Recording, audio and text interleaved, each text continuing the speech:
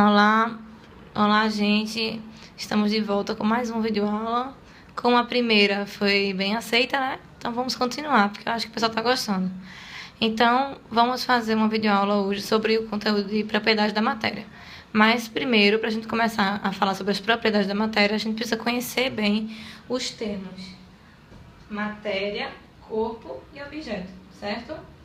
Então, as definições para essas palavras no contexto da química é a seguinte: matéria é tudo aquilo que tem massa e ocupa lugar no espaço. Corpo é uma porção limitada da matéria e objeto é um corpo com um formato definido e alguma utilidade. Lógico que tudo isso aqui eu posso dar exemplos inseridos em algum contexto, certo? Então, aqui primeiro eu coloquei palavras soltas, né? Como madeira, tronco de madeira, mesa de madeira, certo? Ouro, barra de ouro, anel de ouro.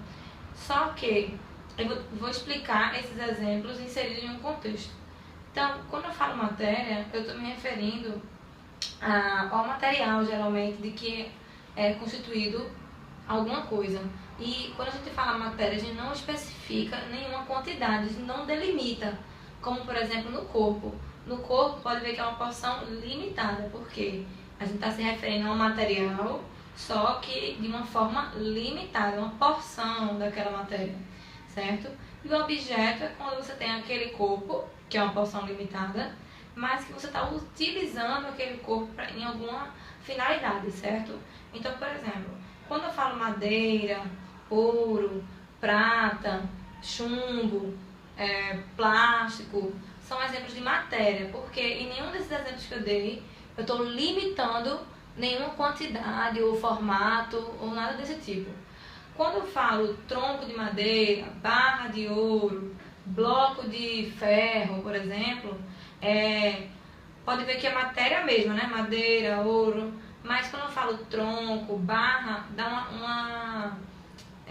uma noção de limite, né? O tronco é algo que tem começo e fim, uma barra de ouro é algo que tem começo e fim, tá? Mas, em determinado contexto, isso pode não ter nenhuma utilidade, certo? Agora, se eu pego esse tronco de madeira e transformo ele em uma mesa de madeira, a partir do momento que eu transformo aquele corpo e dou a ele uma utilidade, ele vai ser considerado objeto. Da mesma forma o ouro, se eu derreto uma barra de ouro e faço joias de ouro, anel de ouro, aí vai ser objeto, porque tem uma utilidade. Bom, gente, agora vamos falar sobre propriedades da matéria, certo? As propriedades da matéria podem ser subdivididas ou classificadas em gerais, específicas, intensivas ou extensivas. E existem outras classificações também, tá? A gente pode classificar em propriedades químicas, físicas, organolépticas, tá? Mas hoje a gente vai falar só sobre esses tipos aqui, tá? Primeiro, as propriedades gerais são aquelas que independem da natureza do material, tá? Não dependem da composição do material. E não servem, por não depender da composição, não servem para diferenciar os materiais. Então, quais são essas propriedades? Exemplos de propriedades que são classificadas como gerais. A gente tem a inércia, impenetrabilidade, massa, volume, temperatura. Existem outras propriedades gerais, tá? Só coloquei alguns exemplos. A inércia, só para a gente lembrar, é aquela propriedade que eu dei um exemplo na sala de aula de um ônibus, tá? Um ônibus, por exemplo. Quando a gente está no ônibus, a gente sente bastante a inércia. Tanto quando o ônibus freia, que o nosso corpo é lançado para frente, como quando o ônibus anda, né? Também está parado, em repouso e anda. Que a gente sente o nosso corpo indo para trás. Então, esse movimento que a gente sente é devido à inércia, certo? A impenetrabilidade é aquela propriedade que tem um ditadinho que diz o seguinte: dois corpos não ocupam o mesmo lugar no espaço. O nome dessa propriedade é impenetrabilidade, tá? A massa é a quantidade de matéria e o volume é o espaço ocupado por essa matéria, certo? Então, essas são propriedades que vale a pena a gente citar. E as propriedades específicas são aquelas propriedades que servem para diferenciar os materiais, porque essas propriedades, o valor dela, depende da natureza do material, diferentemente das propriedades gerais, tá? Então, quais são as propriedades que eu posso citar como exemplo de propriedades específicas? Eu posso citar o ponto de fusão, o ponto de ebulição e a densidade, certo? A gente vai aprender sobre ponto de fusão e ponto de ebulição mais tarde. Por isso que eu destaquei aqui a densidade, porque hoje a gente vai destacar essa propriedade aqui da matéria, que é uma propriedade específica da matéria, certo? Bom, existem propriedades que a gente pode classificar também como intensivas ou extensivas. As propriedades intensivas são aquelas as quais não dependem da quantidade de matéria, certo? Então, eu vou falar mais na frente sobre a densidade. A densidade é um exemplo de propriedade intensiva, porque o valor da densidade não depende da quantidade de matéria, depende apenas da composição da matéria. Já as propriedades extensivas dependem da composição da matéria e dependem da quantidade de matéria. Bom, como eu falei anteriormente, a gente destacou a densidade, certo? Nessa unidade a gente vai aprender mais sobre essa propriedade aqui. E o que é a densidade? A densidade é uma propriedade específica da matéria, porque ela depende do material, certo?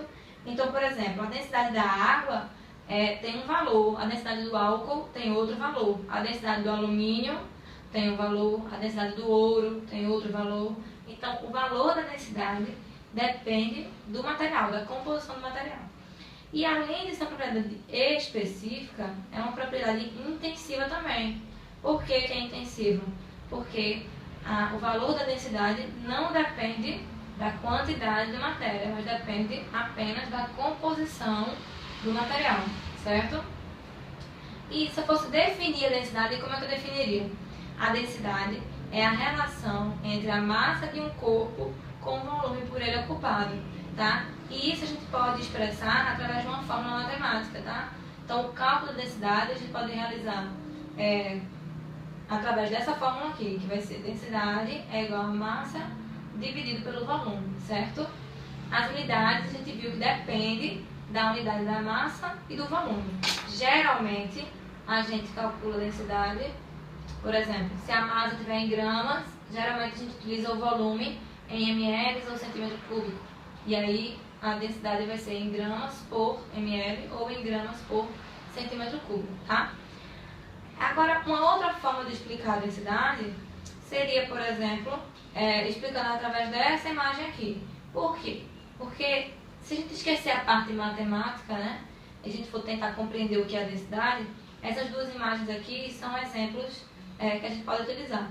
Então, observando essas duas imagens, qual seria o material mais denso? O 1 ou o 2?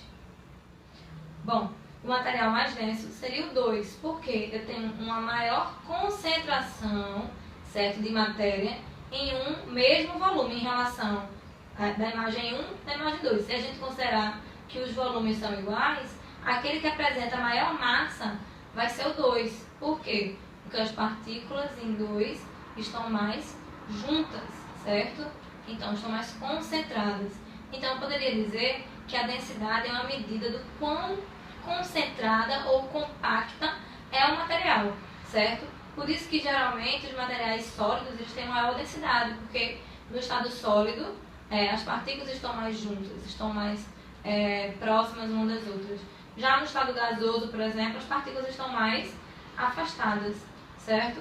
Então, por isso que os gases são materiais, são substâncias que apresentam uma densidade menor, certo?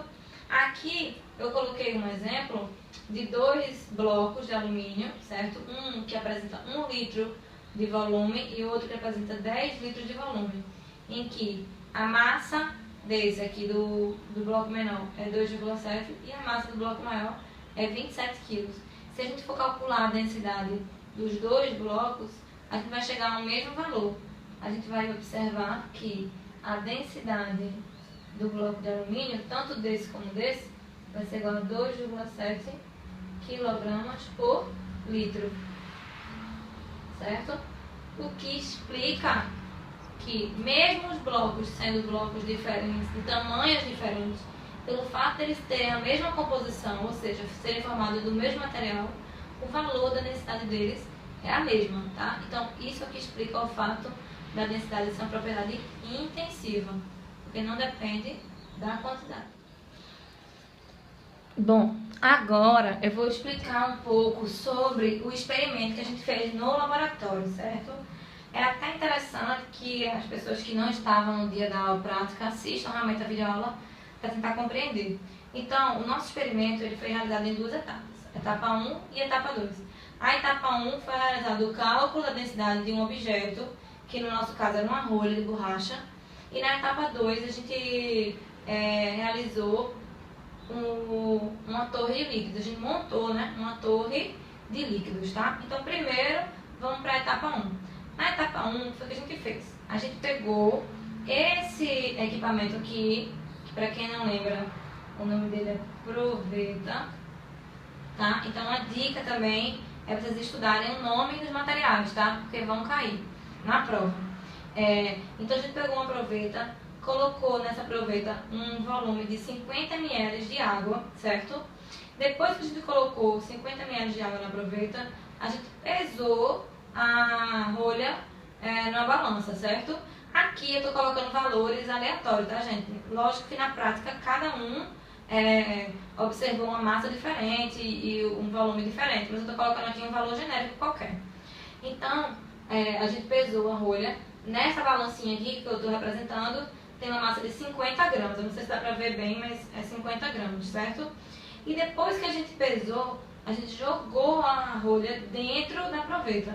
E o que foi que a gente observou? Que o volume de água, que era 50 ml inicialmente, foi para 75 ml. Dando um exemplo só, tá? O volume de água subiu.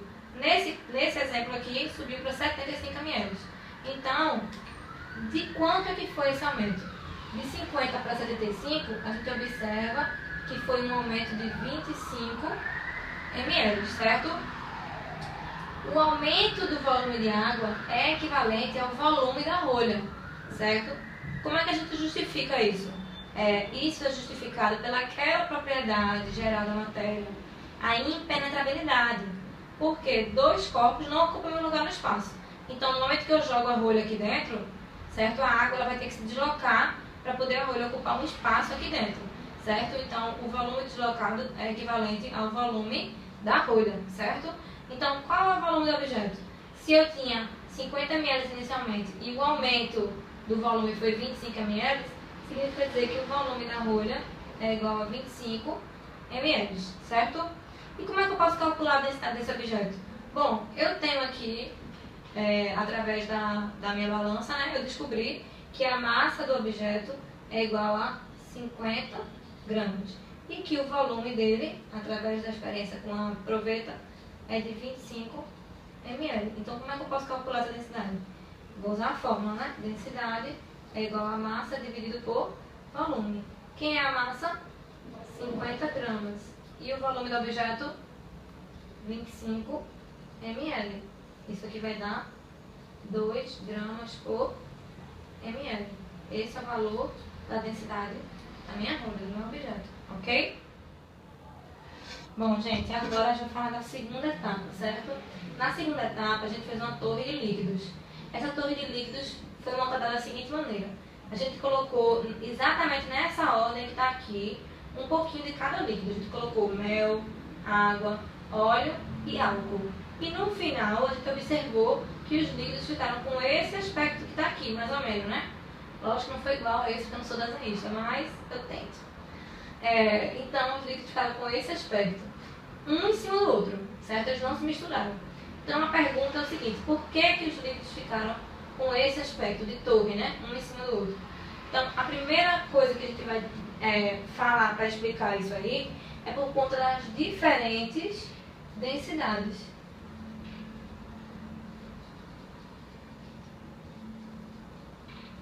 Os líquidos apresentam diferentes densidades. E quem é o líquido mais denso? O líquido mais denso é aquele que fica lá embaixo, certo? Então, se eu fosse perguntar a ordem de densidade, seria: o mel é mais denso, depois a água, depois o óleo, e o menos denso é o álcool, tá? Um outro fator também que influenciou para esse aspecto aqui é a ordem em que os líquidos foram colocados.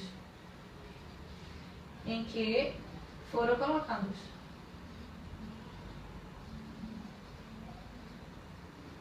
Por quê? Então, já vou explicar o porquê respondendo a segunda pergunta, né? Se mudássemos a ordem, mudaria o aspecto? A resposta é sim. Por quê? Porque quando a gente muda a ordem, tem dois fatores aí. Um é que os líquidos eles podem se misturar, certo? Então, por exemplo, se eu colocasse a água e depois colocasse o álcool, o que iria acontecer é que o álcool e a água iriam se misturar, certo? E quem ia ficar em cima ia ser o óleo. Por quê? Porque quando eu misturo a água e o álcool, eu vou ter como resultado uma mistura em que a densidade da mistura vai ser uma nova densidade. Nem vai ser a densidade da água e nem vai ser a densidade do álcool, certo? Vai ser uma média, vamos dizer assim, mais ou menos uma média das duas densidades.